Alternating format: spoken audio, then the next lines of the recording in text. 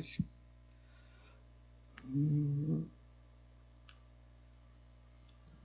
Em um universo paralelo, Pedro Prado soava frio com o período que tentava traduzir. A obra, um calhamaço de 1.500 páginas, contava a trajetória de uma sua ex-namorada, que descansa em paz, e era escrita toda na dificílima língua lategaça. Pedro Prado foi tradutor renomado da língua lategaça. O idioma era falado por autóctones da Ilha Rosa. Esta foi considerada a última das Antilhas a ser descoberta, e o foi em pleno século XXI, por acaso. Isso, pois era tão pequena que a sombra de alguns coqueiros na beirada das Bahamas a encobriu por séculos, até que, do nada, um nadador, buscando atravessar o Atlântico na força do braço, se atrasou 2 segundos, contornando a ilha não constante no mapa.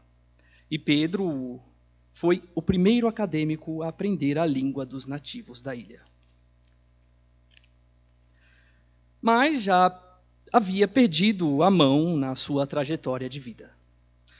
Se antes era extremamente requisitado, hoje não podíamos dizer mais o mesmo. Com o declínio dos lategaços, sua fama começou também a corroer. Isso porque ele se prendeu à grande oportunidade da descoberta e acabou sendo conhecido como um tradutor de lategaço, para não falar do desastre que se seguiu. Seu breve casamento com Rosalina, a filha do xamã, ajudou muito em sua evolução na língua, pois basicamente praticava 24 horas por dia. O xamã abençoava constantemente esse laço. E logo consentiu as moças da comunidade a requestarem os humanos da comitiva de Pedro. E assim os lategaços, curiosos, começavam a imitar os invasores. Nos primeiros dias imitavam o andar, roubavam suas roupas e as vestiam. Logo passaram a introduzir preposições e expressões idiomáticas na sua língua. Alguns chegaram até a blasfemar do Deus do equilíbrio, em nome do Deus morto dos invasores. Porém, o sincretismo mais perfeito, que encaixou que nem luva, foi o ocorrido após a partida da comitiva. Já no cais se via 1 ou 2 lategaços que, cansados, não balançavam as mãos em sinal de adeus aos estranhos homens modernos que partiam nos seus imensos cascos. Dias depois, esses mesmos e outros mais perdiam o olfato ou o paladar, metade entrava a tossir e outros tantos a enfebrar. Pulmões se fechavam, covas se abriam e a cor da ilha escurecia. Nos anais dos lategaços, esses anos foram conhecidos convenientemente por um estrangeirismo: pandemônio. Porém, por que Rosalina tinha enviado a epopeia da sua vida para ele? Ela não percebeu o que acontecia? Era ele que se culpava à toa? Nossa, como se culpou ele durante esses anos sem ela? Como ele se culpou?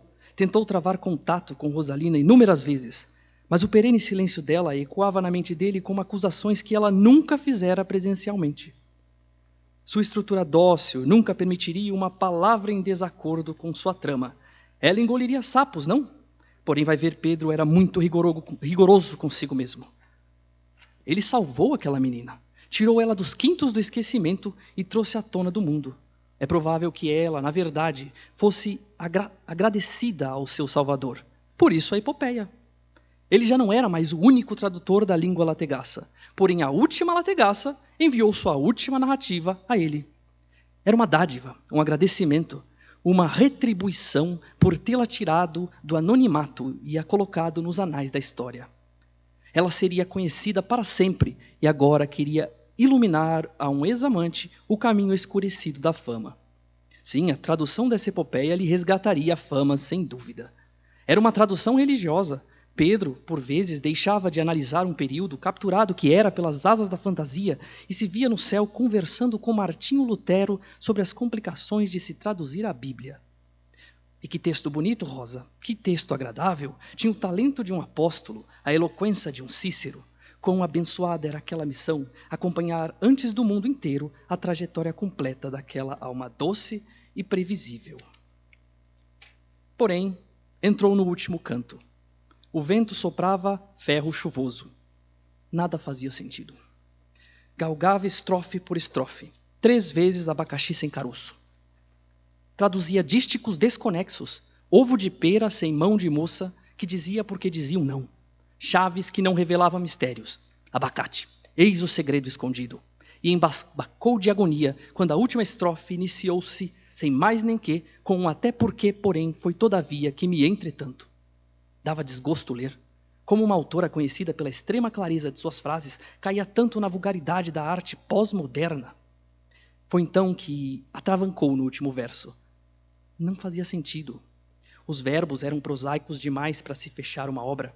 Eram rudes, na verdade. O substantivo principal nunca foi mencionado em nenhum momento da narrativa. Havia um provocativo predicativo do sujeito, e era isso.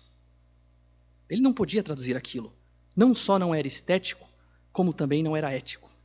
Era uma monstruosidade de verso que não se encaixava no texto, nem mesmo na parte desconjuntada. E não podia sair do papel. Estava relegado a ser apagada.